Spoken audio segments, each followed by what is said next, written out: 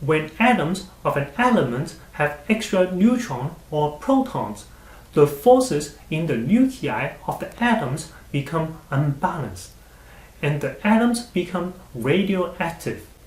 The unstable nucleus of radioactive atoms will then emit radiation in the form of energy and particles to achieve stability. When this occurs, a new atom and element are formed. This process is called radioactive decay. It continues until the forces in the unstable nuclei are balanced. A radioactive decay is a nuclear process, not a chemical process. What are some key differences between chemical and nuclear reactions? First, in chemical reaction, substances react and form other substances, but atoms of the substances never change identity. For example, hydrogen gas reacts with oxygen gas to form water.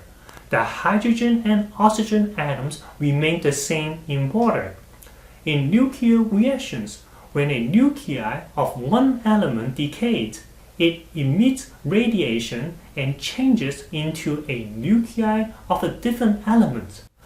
For example, carbon-14 can undergo radioactive decay by emitting a beta particle and becoming nitrogen-14.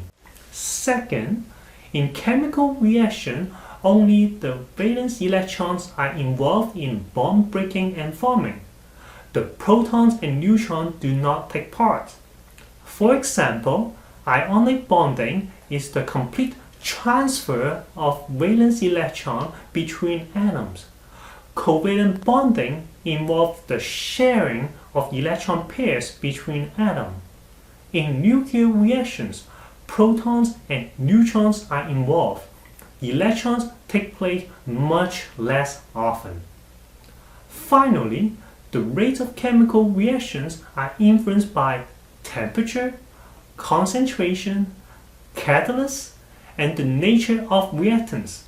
Chemical reactions involve relatively small changes in energy and no measurable change in mass. On the contrary, nuclear reactions depend on the number of nuclei.